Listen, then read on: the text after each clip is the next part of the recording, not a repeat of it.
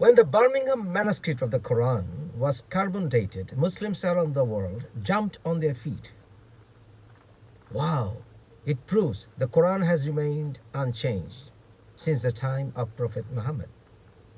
But with a closer look, it was revealed that the carbon dating goes back to 568, which is 2 years before the time that we know that Prophet Muhammad was born, which is 570.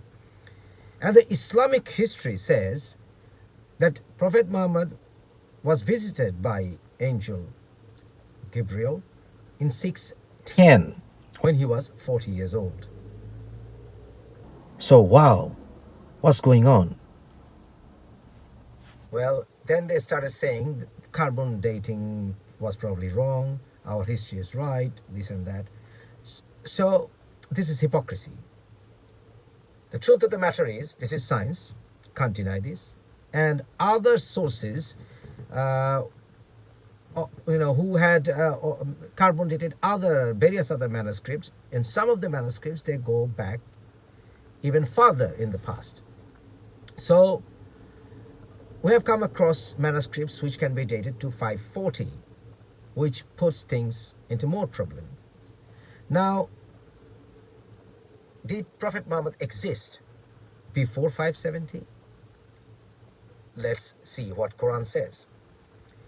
In Surah 105, Surah Fil, elephant, it begins with these words.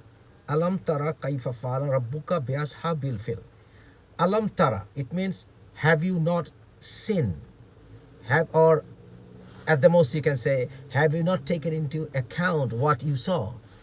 Because I challenge you, if you read all the major translations of the Quran, all the translations would say, have you not seen?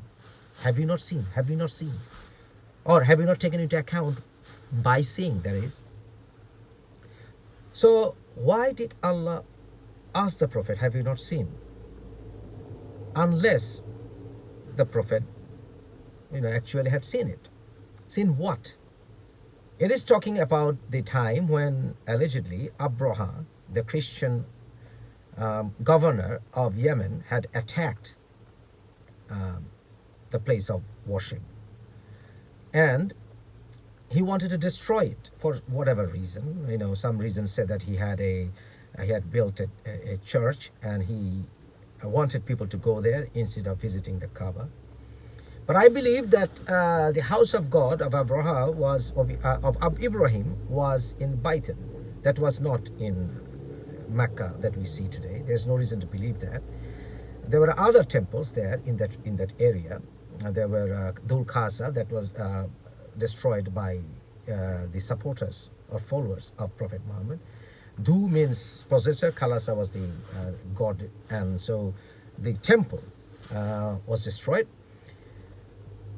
But the question comes, why Allah destroyed Abraha's elephant army when he was a Christian? So Christians are people of the book. Quran says very clearly in Surah Ma'idah, that means Surah 5, that Muslims would find, the believers would find, the followers of Prophet would find, the people who call themselves Christians to be closest to them. So we know the Islamic history says that Kaaba allegedly was filled with idols, goddesses, statues, numbering 360. So why would Allah save a temple from a Christian king or governor, whatever you want to call him? It doesn't make sense. Rather, even Islamic history says that Muslims don't worship the building, and it was rebuilt, destroyed by flood, affected everything quite a few times. Even the Kaaba that you see today can't be archaeologically proven before the 9th century, and there are reasons for that. I will obviously tell you that in some other episode. But what I believe, that this was not the Kaaba, this was not the place of worship. Rather, the place of worship was the place where Ibrahim had built his temple or Baitul Atiq in Baitan, in West Bank, Gaza, which is near Baka Valley, and Jacob's stone was placed there. And Abraha, who in fact came from Abyssinia because he was a governor of Yemen, but he had to go all the way up from Abyssinia or Egypt or Ethiopia or the tip of Palestine, Sinin or Sinai, and then he did come down to Yemen. So, if he did attack the place of worship, that was not the Kaaba that we see today, and there were no idols, or if there were idols, it doesn't make sense. Why would Allah stop him? And if he was stopped, then obviously idols were not being worshipped during that time. But we know for sure that during the 6th and 7th centuries, up to the beginning of the 7th centuries, there are various examples of Alat Manat being worshipped around that region. That means southern region of Arabia, and also Alat Manat and Ujja were being worshipped all over northern Arabia as well.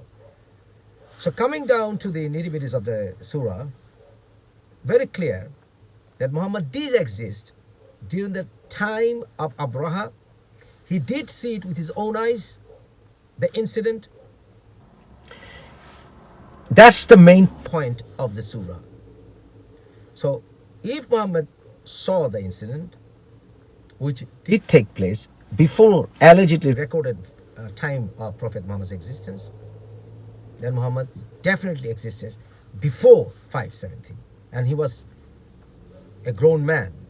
Otherwise, or at least he had the age of observing the phenomena. So this in fact matches Birmingham manuscripts carbon dating. So the record of 610 being the time or year of Muhammad receiving the revelation or being born in 570, these are all erroneous.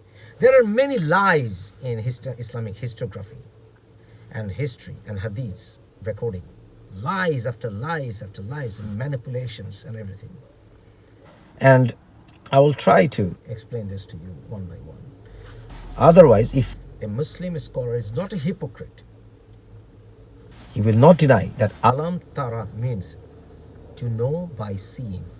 So Muhammad did see with his own eyes. Then Allah was telling him, didn't you take into account what you had seen? That was before 570. So Muhammad was a grown man before 570. Carbon dating is right. Otherwise, whatever I said so far, you won't be able to justify in any other way. If you're not a hypocrite, that is.